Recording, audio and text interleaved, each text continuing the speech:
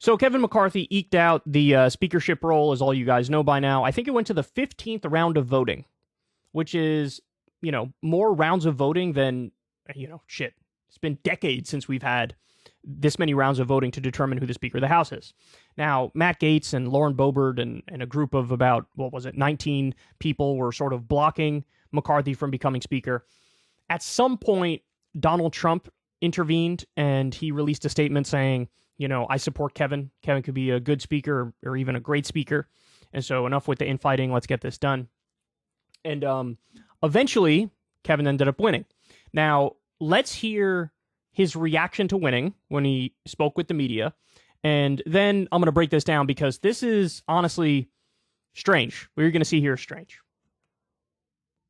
But I do want to especially thank President Trump. I don't think anybody should doubt his influence. He was with me from the beginning. Somebody wrote the doubt of whether he was there, and he was all in. He would call me, and he would call others. And he really was, I was just talking to him tonight, helping get those final votes. And what he's really saying, really for the party and the country, that we have to come together. We have to focus on the economy. We've got to focus, make our borders secure.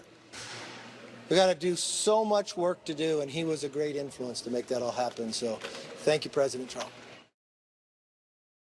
Now, of course, Trump sees this, and, he's out there, and he's peacocking, and he's like, see, I'm still the kingmaker in the Republican Party, bro. And the reason why this is weird is because after Trump endorsed McCarthy, it wasn't the next round of voting that he won. There were still multiple rounds that came.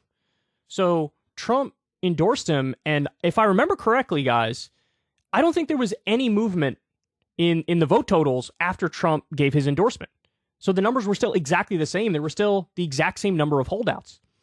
And then it was, many more rounds of voting, and eventually they came to an agreement and McCarthy won. Now, why did they come to an agreement, or how did they come to agreement? Well, McCarthy had to make concessions. And we went through it the other day. Go check out the video. Crystal and I talked about it. There was a list of concessions that they made, and there were, more committee positions that were doled out to these holdouts. And so the reason why he was able to get across the finish line is because he made enough concessions where they were able to get enough votes to make it. So fundamentally, guys, I don't think Trump had anything to do with McCarthy winning. Like, literally nothing. It was that McCarthy and whoever was on his side, they were engaging in the negotiations and gave this group enough where they backed down. And so to give Trump credit, it's very weird. I mean, clearly what he wants is if these people step out of line in the future, he wants Trump to intervene on their side. But Trump's endorsement didn't have an effect this time. I don't know why Trump, lashing out in the future would have an effect then either. It's just sort of like they're doing this, they're playing this weird game where they're propping him up when there's no reason to prop him up, and effectively, I guess, trying to help him for the primary, having him still effectively as the head of the party. And so he basically bent the knee here and cucked himself. And this is something Kevin McCarthy had done previously, bent the knee and cucked himself. If you guys remember, in the wake of January 6th, he had some strong statements that was like, this is wrong, this is bad, but, this shouldn't happen. And then eventually Trump was pissed at that. Eventually he had to go back to Mar-a-Lago, kiss the ring in order to get back in his good graces. So it's a bizarre thing, man. Because they have him. There's been so many times where he's like kind of down and out, and if they want to, they could stick the knife in and twist it. And in this instance, they didn't do it. In fact, they're doing the opposite. They're helping to revive him. And remember, guys, the fight was not as simple as like you have the pro-Trump faction and the anti-Trump faction. That's not true at all. Basically, to one extent or another, everybody who was involved on both sides in this fight have sort of acted like Trump is the symbolic head of the party, and they have bent the knee to him. And so it's just a very strange thing to see. Now, we've talked about it before, but I'm jealous of the fight in the Republican base with these politicians. Like, I'm jealous that they actually do stand up to their leadership. I wish the Democrats would do that. But of course, the key difference here is the stuff that, the Gates and the Boeberts of the world were fighting for. it was like everything was idiotic and everything was Tea Party-like. There's only one good thing that they fought for, which is, and I don't even know if this is ultimately going to come through, but it was like some defense cuts. But everything else was like, let's cut Social Security, let's cut Medicare, let's cut Medicaid, let's do deficit hawkery and make it so that, we stop spending on social safety net programs. And we effectively what would happen if they go down this path with all these cuts is that it's austerity and then you usher in a recession and screw over working people even more. So it's sort of like a populist posture without a populist agenda. It's a populist posture for a pro-establishment, right-wing deficit hawk agenda.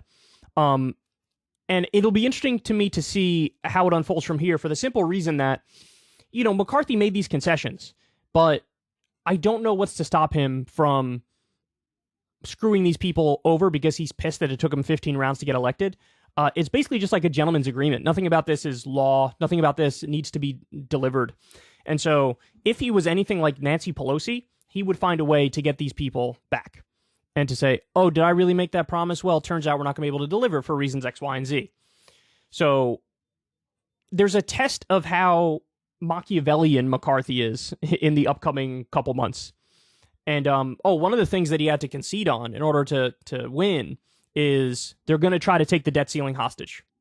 I think McCarthy was smart enough to know you can't really do that without potentially destroying the U.S. economy and ruining the full faith and credit of the United States government. I think he was smart enough to realize that, but, the Gates and the Boeberts are not. And so they want to use the debt ceiling to take everybody hostage and demand, shitty parts of their agenda get through, like cuts to Social Security and Medicare.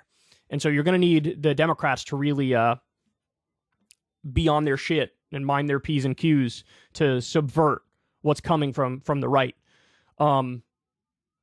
So we'll see, but the genuflecting at the altar of Trump is very, very strange. He didn't have to do it. Trump really didn't have that much of an effect.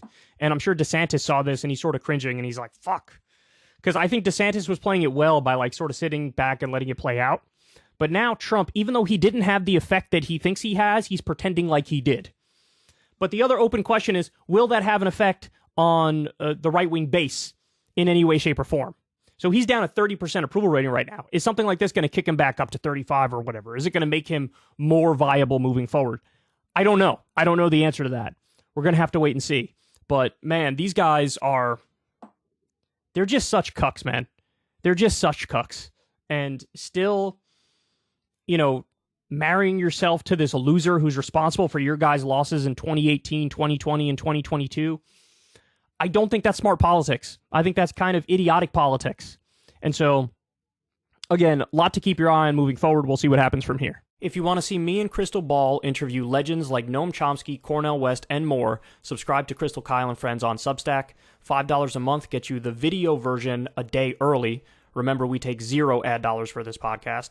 Or you can sign up on Substack for free and get the audio version a day later. Link in the video description box below.